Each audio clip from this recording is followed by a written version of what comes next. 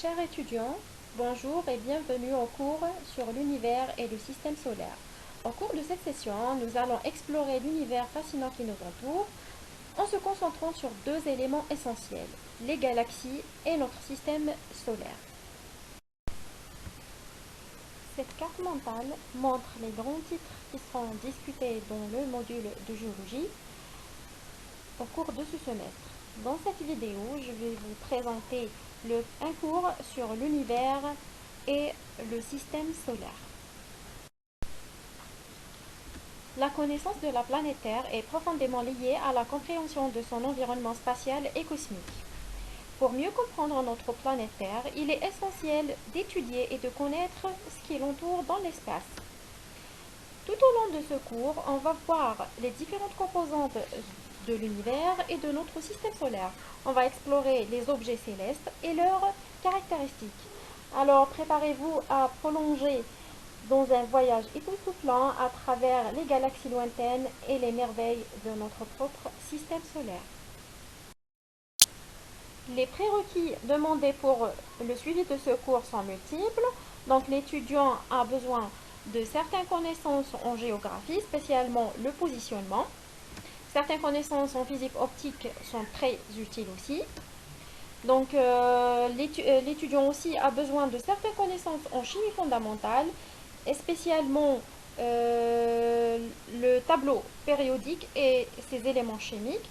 Donc juste un petit rappel, il est indispensable de réviser l'ensemble des cours de géographie, physique et chimie du niveau terminal pour pouvoir suivre ce cours facilement. Les objectifs principaux de ce cours sont, premièrement, la définition des différents objets célestes, les planètes, les astéroïdes, etc. C'est-à-dire avoir une connaissance de la terminologie astronomique. Deuxièmement, c'est de définir l'univers et le système solaire et les types de planètes. Et puis, connaître les différentes unités de mesure astronomique. Donc, par définition, l'univers au cosmos est l'ensemble des corps et des objets cosmiques qui se trouvent autour de la Terre. Il s'agit de galaxies, astres, étoiles, etc.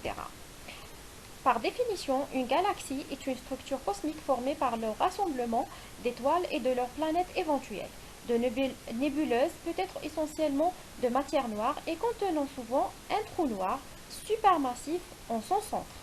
Les galaxies peuvent elles-mêmes se rassembler en groupes de galaxies, eux-mêmes pouvant se structurer en amas et super-amas de galaxies.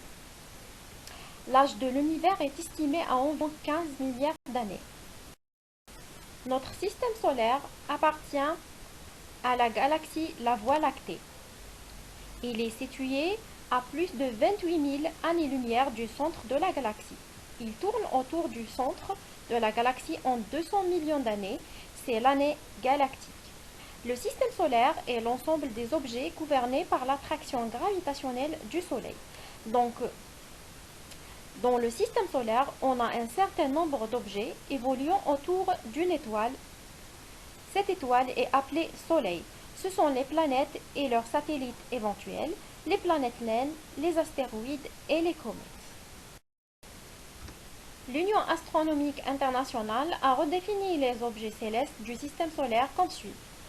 Le premier objet, c'est le Soleil. Le Soleil, c'est une étoile et c'est l'étoile du système solaire. C'est une étoile jaune naine composée d'hydrogène et d'hélium. La température à la surface du Soleil avoisine les 6000 degrés Celsius et au centre les 15 millions de degrés Celsius. Cette température permet au noyau d'hydrogène de se fusionner pour donner de l'hélium et libérer de l'énergie, ce qu'on appelle la réaction de fusion nucléaire. Le deuxième objet le plus important du système solaire sont les planètes. Donc, par définition, une planète est un corps céleste qui répond à un certain nombre de caractéristiques, telles que être en orbite autour du Soleil, avoir une masse suffisante pour que sa gravité l'emporte sur les forces de cohésion du corps solide et leur maintiennent en équilibre hydrostatique, ainsi que d'avoir dégagé et éliminé tout corps susceptible de se déplacer sur son orbite. Il existe 8 planètes qui gravitent autour du Soleil, dans un plan appelé écliptique.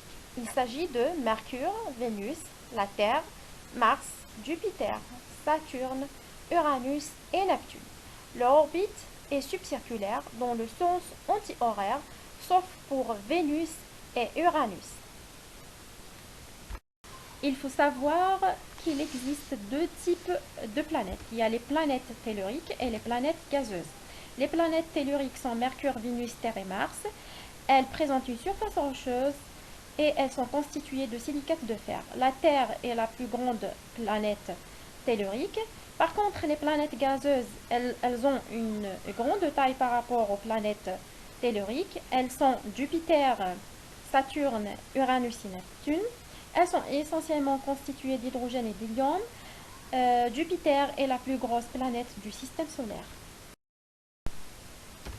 Donc il faut savoir qu'il y a une différence entre une planète naine et une planète. Donc une planète naine est un corps céleste qui est en orbite autour du Soleil, a suffisamment de masse pour que sa propre gravité surmonte les forces rigides de corps de sorte qu'elle assume une forme hydrostatique d'équilibre. Donc ces deux caractéristiques sont les mêmes que pour les planètes. Donc par contre, elle n'a pas dégagé le voisinage autour de son orbite et elle n'a pas de satellites. Les satellites des planètes. Donc la plupart des planètes possèdent des satellites naturels, tels que la Lune pour la Terre. Donc il y a environ 250 satellites qui gravitent autour des planètes. Seuls Mercure et Vénus sont dépourvus de satellites. Il existe également des petits corps dans le système solaire qu'on appelle astéroïdes. Donc nous avons trois ceintures d'astéroïdes. Nous avons la ceinture d'astéroïdes entre Mars et Jupiter. Nous avons la ceinture de Kuiper et le nuage d'Oort. La ceinture de Kuiper et les nuages d'Oort sont généralement des corps de glace. Par contre, les astéroïdes, la ceinture d'astéroïdes entre Mars et Jupiter est constituée de corps rocheux de forme irrégulière. Ils ont une composition proche de celle de la Terre. Certains astéroïdes peuvent traverser l'orbite de la Terre. Certains astéroïdes qui traversent l'orbite de la Terre arrivent à sa surface. On les appelle les météorites. La chute d'une météorite provoque ce qu'on appelle un cratère d'impact. Dans la figure ci-après, un exemple de cratère d'impact en Algérie qu'on appelle le cratère d'Amguit. D'autres objets célestes qui sont les comètes et qui sont des amas de glace et de poussière. Ces objets sont repoussés par le vent solaire et forment une longue queue dans la direction opposée du Soleil. Le milieu interplanétaire. Il inclut au moins deux constituants. Le premier constituant est la poussière interplanétaire qui est représentée par des particules solides microscopiques. Ces poussières, en entrant dans l'atmosphère de la Terre à grande vitesse, vont provoquer l'apparition d'un phénomène lumineux qu'on appelle l'étoile filante ou météore. Le deuxième constituant est le gaz interplanétaire, qu'on appelle aussi plasma, qui est un courant de gaz chaud avec des particules chargées, pour la plupart des protons et des électrons. Pour faire des mesures astronomiques, nous avons deux unités de base. La première unité est l'unité astronomique qui est égale à la distance moyenne de la Terre au Soleil. Les distances Soleil-planète sont établies par la loi de Bode, où chaque planète est 2 fois plus éloignée du Soleil que sa voisine intérieure. La plus lointaine des planètes naines connues qui est Pluton. La deuxième unité est l'année-lumière. Elle est égale à l'unité de longueur qui correspond à la distance parcourue en un an par la lumière dans le vide. Vers la fin de ce cours, l'étudiant sera capable de reconnaître les différents objets célestes, de se familiariser avec la terminologie astronomique de base et de maîtriser les unités astronomiques.